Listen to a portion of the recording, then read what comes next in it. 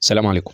النهارده هنتكلم عن حاجة الناس كلها أوقات بتسأل عليها ومش فاهمة إيه هو الmarket place اللي المفروض أنا باعرض عليه المنتجات اللي باشتغل عليها وبابيعها، بصورة سريعة أو بشكل أوضح للناس اللي لسه مبتدئة والناس اللي عارفة الmarket place. في حاجات وبعض ال الخطوات بيبقى الناس مش فاهماها أو مش بتعملها أو مش آخدة بالها من الحاجات دي، فالحاجات دي لازم ضروري الناس تكون فاهماها علشان تكون بتشتغل صح وييجي لها أوردرات وتبدأ إن هي تكبّر الشغل بتاعها ويبقى عندها زباين وييجي لك رسايل على الإعلانات اللي بتنزّلها، ما يبقاش أنت بتعرض منتجات على الفاضي، يعني ما ابقاش أنا باعرض على الmarket place وخلاص كده، يعني ما ينفعش إن أنا أخُش أعرض المنتج وأفضل مستني أو منتظر أي رسايل أو أي تعليقات تيجي لي على المنتج اللي أنا باعرضه، في حاجات لازم تعملها علشان توصل لعدد رسايل معيّن والحاجات دي كلّها مجانية ما فيش فيها لا دفع فلوس ولا رسوم ولا الكلام اللي بعض الناس بتقوله لك أو علشان تعمل حاجة لازم تدفع فلوس، الكلام ده كله مش متواجد عندنا بفضل الله.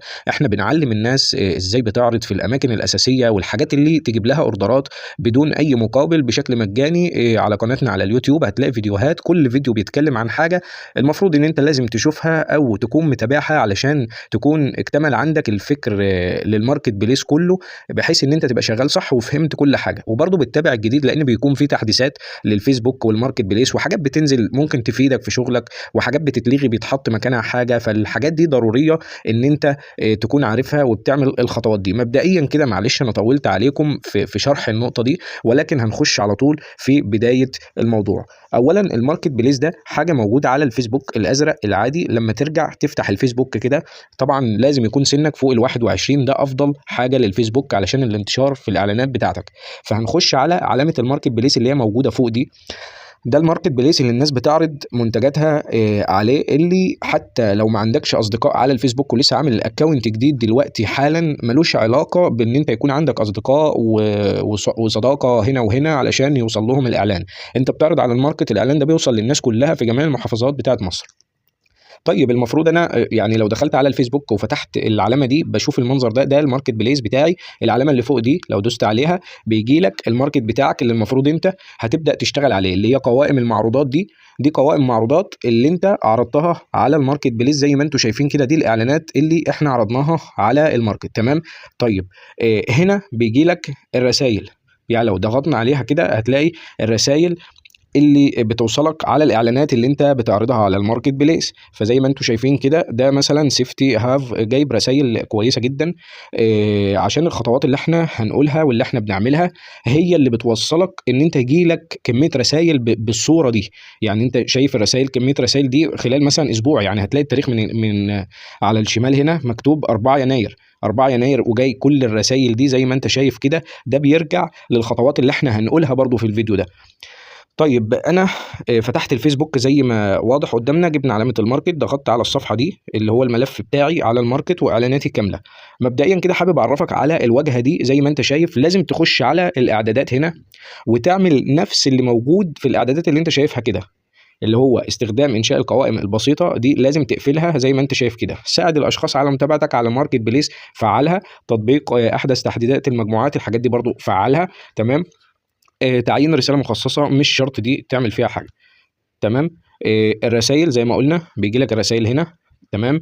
المفروض ان انا بعمل ايه الاجراءات، الاول حاجه بخش عليها قوائم المعروضات بشوف الاعلان بتاعي او بعمل انشاء قائمه معروضات، دايما بختار اول حاجه اللي هو عنصر واحد تمام، وبخش ابدا في الاعلان بتاعي باختيار الصور واسم العنصر اللي هو اسم المنتج اللي انت هتعرضه والسعر، عايز تكتبه مش عايز تكتبه يكون افضل تمام. فانا هعرفك خطوات بسيطه كده على الماركت عشان تكون انت فهمت كل حاجه. طيب نرجع، علشان طبعًا في فيديو في القناة بتاعتنا بيقول لك إزاي تعرض منتج على الmarket place، ارجع شوفه إزاي هتعرض المنتج، ده أسهل لك. الفيديو بتاعنا النهارده بيوضح لك بس إن ده الmarket place اللي المفروض أنت بتعرض عليه قوائم معروضاتك، ودي الرسايل اللي بتيجي لك عليه أو بتيجي على الماسنجر تمام.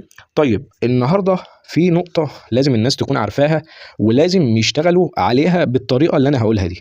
إيه هي الخطوات اللي المفروض باعملها عشان ييجي لي رسايل كتير زي ما إحنا شُفنا كده على الsafety ده؟ أولًا ما ينفعش أقول إن ده منتج غالي وده منتج رخيص، طب اشتغل على ده أو ما اشتغلش على ده، شغلي لازم يكون على المنتجات اللي متوفرة عندي معانا في شركة الفأر، تختار أي منتج وتحط العمولة بتاعتك 50 30 60 100 أنت وراحتك تمام.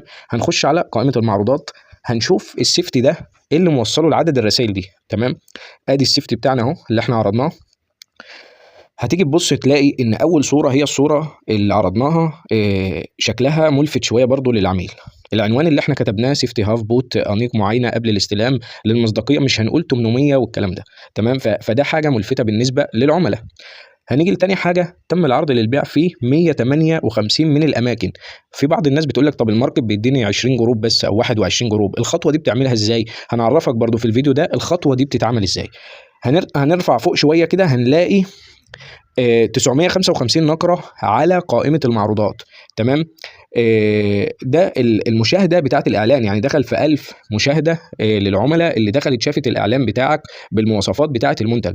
فدي بالنسبة لك حاجة كويسة جدا. في إعلانات تانية لو جينا نرجع ودخلنا على أي إعلان كده عشوائي، هتيجي تبص هتلاقي مثلا إن المنتج معروض في 45 مكان بس زي ما انت شايف. طب جايب كام مشاهده؟ 9 مشاهدات بس. فده عدد قليل ليه؟ علشان هنا الجروبات قليله، الجروبات اللي انت بتشارك فيها الاعلان بتاع الماركت بليس قليله جدا. 45 جروب ده مش اللي هو حاجه كبيره، علشان بس في ناس بتعرض في 20 جروب 30 جروب الاعلان وخلاص على كده. طب 40 طب 50 ويقف على كده، خلاص هو الاعلان مش جايب معايا نتيجه فخلاص لا. وبعدين ممكن تيجي معاك في اعلان واعلان لا.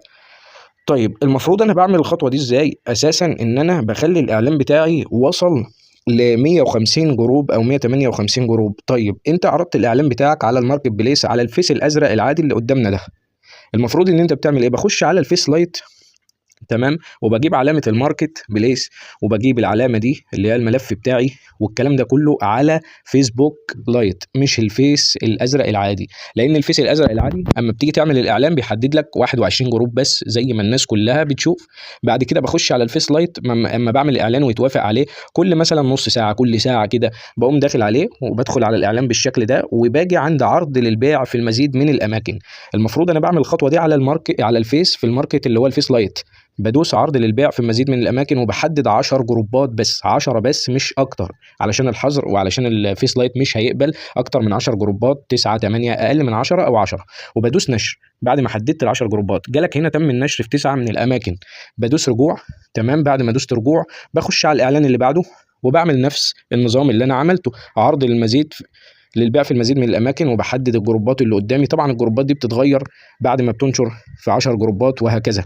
بتخش على الاعلان اللي بعده واللي بعده مثلا 10 10 10 كده وتطلع تستنى نص ساعه. لان لو انت دخلت على في سلايد تاني وجيت تعمل كده وقمت قايل عرض للبيع في المزيد للبيع في مزيد من الاماكن، هتلاقي المنظر ده الجروبات متحدده وثابته زي ما هي. ما ينفعش ادوس بقى فيها نشر عشان ما اكررش النشر في نفس الجروبات ويتعمل لي حظر. فبدوس رجوع وبطلع من الفيس لايت عادي وبدخل على الفيس الازرق العادي. لو عملنا تحديث للواجهه هنا كده زي ما انت شايف، هتيجي عند السيفت كده تاني هتبص تلاقي الجروبات عددها زاد. يعني العدد شوف هنا بقى 163 بعد ما كان 158، وما زال النشر جاري في الجروبات اللي انت حددتها. فدي الطريقه اللي بتجيب اوردرات، اللي انت المفروض بتعدي 80 90 جروب للاعلان اللي انت عملته خلال الفتره اللي انت عارض فيها المنتج. مش شرط ان انا اشتغل على منتج معين، يعني مش شفت الفيديو السيفتي جاب عدد مشاهدات فاقوم رايح اخد السيفتي واعمل عليه اعلان فهو كده هيجيب لي مشاهدات. هي الفكره مش كده خالص، الفكره ان انا اشتغل على منتج واعمل الخطوات اللي احنا بنشرحها دي علشان يجي لك اوردرات، مش شرط منتج معين. طيب عملت اعلان وعملت كل الخطوات دي وما جاليش اوردرات عليه، اغير المنتج بقى. مش شرط ان انا خلاص ده ما جاش ويعني ما جابليش نتائج وعملت نفس الخطوات اللي اتقالت في الفيديو فمفيش نتائج، لا انا لازم انشر برضو عدد من الاعلانات على الماركت زي ما انت شايف وابدا اشتغل عليها، ازود الجروبات فيها. انت عندك هنا مثلا السيفتي ده مكتوب عليه سعر وهمي مثلا، فالناس بتخش برضو عشان تسال السعر كام. الجروبات عددها كبير، المشاهدات عددها كويس، فدي حاجات بتحسن من ظهور الاعلان اللي انت بتعمله على الماركت بليس. في النهاية الماركت بليس هو حاجة في الفيسبوك عند الناس كلها اللي معدية ال 21 سنة، بتلاقي عندها العلامة بتاعة الماركت دي، بيخش على الصفحة الشخصية بيلاقي الواجهة دي، الرسائل بتاعتك، قوائم معروضاتك، الإجراءات السريعة دي. المفروض ان انت بتيجي عند علامة تجديد، يعني لما بتدوس عليها وتدوس تجديد بيظهر لك الإعلانات اللي المفروض دي إعلانات وقفت عايزة تتجدد، فلازم تدوس تحديد الكل زي ما انت شايف كده وتعمل تجديد. بتدوس عليها كده مرة ولا مرتين وبتلاقي الفيس بيجددها لك خلاص عادي زي ما انت شايف كده، بيرجع للواجهه دي، معناها ان هو بيجدد الاعلانات اللي واقفه عندك. تمام، وبرضو لو دوست على الاجراءات السريعه حذف واعاده عرض بيظهر لك هنا اعلانات لو عدى عليها شهر او شهر ونص هي واقفه، بيعمل لك حذف واعاده عرض تاني تلقائي، برضو بتعمل تحديد الاعلانات كلها وبتدوس نشر فبيتعاد نشرها. طيب اخر حاجه حابب ان انا اوضحها لك على الماركت بليس. لو دخلت كل انشطه البيع بتلاقي عندك زي احصائيه كده موجوده على الماركت بتاعك عند الناس كلها. اولا تقييم البائع هنا لسه صفر نجمه، علشان الماركت هنا لسه جديد ما خدش تقييمات من العملاء. ده ملوش علاقه خالص بظهور الاعلانات بتاعتك او اختفائها او ان ما بيجيلكش رسائل كتيره. قوائم المعروضات النشطه 22 اعلان، يعني 22 منتج انت عارضه على الماركت بليس. هنا الرسائل اللي بتكون محدش لسه قرأها، اللي هي رقم واحد دي. قوائم معروضات مطلوب تجديدها صفر لان احنا جددنا الاعلانات. قوائم معروضات المفروض تحذفها وتعيد نشرها تاني، صفر برضو. عدد النقرات على قوائم المعروضات دي المشاهدات كلها بتاعت الاعلانات بتاعتك، يعني لو انت عارض 10 20 اعلان على الماركت بليس ده بيقول لك ان الاعلانات بتاعتك دي شافها 1156 شخص، تمام. المتابعون الجدد يعني في 5 اشخاص في اخر 7 ايام تابعوا الماركت بتاعك. ده ليه؟ لان الماركت زي ما انت شايف لما بتخش عليه كده فهو اساسا متجر خاص بيك، افضل من الجروب، افضل من الصفحات الشخصيه والصفحات اللي بيتعمل عليها اعلانات مموله. وده ليه؟ لان انت ممكن بسهوله حد طلب منك الجروب بتاعك او الصفحه بتاعتك او ايا كان، بتخش على الاسم بتاعك هنا اللي فوق خالص زي ما انت شايف كده، بيبقى على الاسم بتاعك الملف بتاعك اللي هو فوق هنا، بتدوس عليه بيظهر عندك هنا كلمة مشاركة وبيجي لك إن في 6 متابعين متابعينك. ده زي ما قلنا علشان الفيس بتاعنا لسه عاملينه جديد وبنبدأ نعرض عليه كام منتج كده عشان برضو نعرف الناس الخطوات ونشرح لهم من خلال الماركت على الصفحة دي. بتلاقي كلمة مشاركة لو دوست عليها بيجي لك نسخ الرابط. نسخ الرابط ده اللي هو المتجر بتاعك اللي انت شايفه ده كده، هو ده الماركت اللي انت بتاخد الرابط بتاعه تبعته للناس. بيجي لك بالمنظر ده اللي بيفتح الماركت بتاعك، بيظهر له الواجهه دي، بيرفع كده يلاقي الاعلانات بتاعتك زي ما انت شايف كأن عندك متجر مجانا او جروب الناس بتخش تتصفح فيه وتقلب في اعلاناتك زي ما انتم شايفين كده. وبيخش على مثلا اي اعلان بيبعت لك رساله المنتج ده مثلا بكام، بيتفرج على الصور زي ما انتم شايفين وهكذا. فعندك الماركت بليس ده اساسا متجر بالنسبه لك ومخزن للبيع، وده شغلك الاساسي. يعني اهم حاجه الماركت بليس. طبعا في نهايه الفيديو انا عارف اللي هو طول شويه، في بعض الناس هتفهم نقطتين ثلاثه وفي ناس مش هتفهم الكلام كله قوي وفي ناس هتفهم الفيديو من اوله لاخره وفي ناس بالنسبه لها الكلام ده معروف جدا. فعايز اوضح لكم بس في الفيديو ده اخر نقطه هقولها، لازم تتابع قناتنا على اليوتيوب علشان تعرف جميع الخطوات، لان كل فيديو ممكن تطلع منه بمعلومه.